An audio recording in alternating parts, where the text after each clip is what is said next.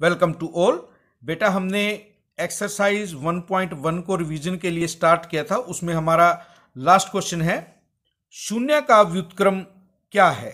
हमें खाली स्थानों को भरना है।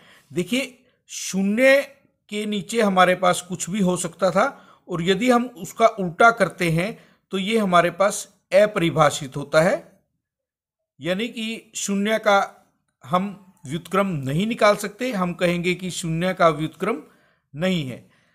संख्याएं डैश तथा डैश स्वयं के व्युत्क्रम हैं। हमने किया था कि 1 का व्युत्क्रम 1 है और -1 का व्युत्क्रम -1 है, तो आप 1 और -1 को इसमें लिखेंगे। -5 का व्युत्क्रम, -5 का मतलब है -5/1, और जब इसका आप उल्टा करेंगे तो -1/5 होगा, तो इसका व्युत्क्रम -1/5। 1/x का व्युत्क्रम जब हम इसको उल्टा करेंगे तो x/1 यानी कि x हमारे पास आएगा। दो प्रमेय संख्याओं का गुणनफल हमेशा प्रमेय संख्या होता है और किसी धनात्मक प्रमेय संख्या का व्युत्क्रम हमारे पास धनात्मक प्रमेय संख्या ही होगा। अब हमारे पास एक्सरसाइज 1.2 है, जिसमें सबसे पहले फर्स्ट क्वेश्चन में हमें करना है निम्नलिखित संख्याओं को संख्या रेखा पर निरूपित कीजिए 7/4 और -5/6 पर। देखिए इसे हमें संख्या रेखा पर निरूपित करना है। सबसे पहले आप देखिए कि ये हमारी धनात्मक प्रमेय संख्या है, इसीलिए हम 0 से दाईं ओर धनात्मक संख्याओं को अधिक लेंगे, इनकी हमें आवश्यकता है। हमने यहाँ पर प्रमेय संख्या पर समान दूरी पर अंक लगाए हैं और उसके बाद हमें यहाँ पर हर में 4 लेना है। हम सभी की सभी संख्याओं को 4 से भाग करेंगे। उसके बाद हम अपनी वांछित संख्या या जो हमें नंबर चाहिए है उस संख्या को देखेंगे। यहाँ देखिए 0/4 का मतलब 0 है, 4/4 का मतलब 1, 8/4 का मतलब 2, 12/4 का मतलब 3 है। हमें 7/4 की जरूरत है।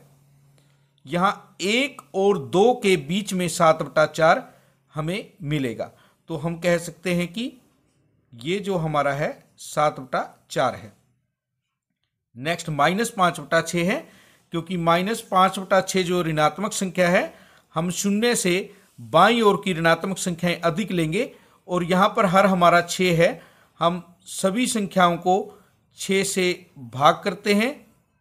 6 से भाग करने के बाद हम अपनी वांछित संख्या को, यानी कि जो संख्या हमें चाहिए हम उसको ढूंढेंगे।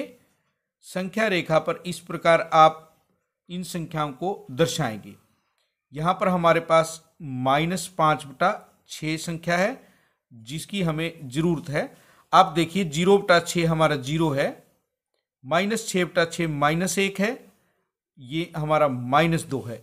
आप कह सकते हैं कि ये संख्या 0 और -1 के बीच में है, और ये जो संख्या थी हमारे पास 1 और 2 के बीच में थी। 1 से बड़ी थी ये संख्या क्योंकि इसका अंश बड़ा है, और जिस संख्या का अंश छोटा होगा वो संख्या 1 से छोटी होगी। -2/11, -5/11 और -9/11 को हमें संख्या रेखा पर निरूपित करना है। ये सभी ऋणात्मक संख्याएं हैं। हम इन सब को इनके हर से भाग करते हैं। 11 से भाग जब हम करेंगे सबको, उसके बाद हमें हमारी दी हुई संख्याएं संख्या रेखा पर मिल जाएंगी। सभी संख्याओं को 11 से भाग दीजिए। उसके बाद हम देखेंगे कि कौन सी संख्या कहाँ पर स्थित है। -2/11 यहाँ है, इसे हम -2/11 दर्शा सकते हैं। -5/11 हमारे पास यहाँ है और -9/11 यहाँ है। आप आसानी से इन संख्याओं को देख सकते हैं। और उसके बाद आप ये देखिए कि इनका अंश हर से छोटा है, तो ये जो संख्याएं हैं 0 से -1 के बीच में है। उसके बाद नेक्स्ट क्वेश्चन। अब हमें 5 प्रमेय संख्याएं लिखनी है जो 2 से छोटी हैं। यहां देखिए हमारे पास एक संख्या रेखा है, 2 से इस तरफ, क्योंकि यहाँ हमारे पास यदि हम चलें 0 1 2 इस तरफ संख्याएं बढ़ती हैं और इस तरफ घटती हैं, तो ये जो संख्याएं होंगी ये सारी की सारी हमारी 2 से छोटी हैं। 1 0 -1 -2 -3। उसके अलावा हमारी जो संख्याएं 1 से छोटी हैं वो सभी 2 से छोटी हैं, जिसमें भी हमारे पास अंश हर से छोटा होगा वो सब संख्याएं हमारी 1 से छोटी हैं, इसलिए 2 से भी छोटी होंगी। आपको इस प्रकार यहां क्वेश्चन नंबर 3 तक का काम कंप्लीट करना है।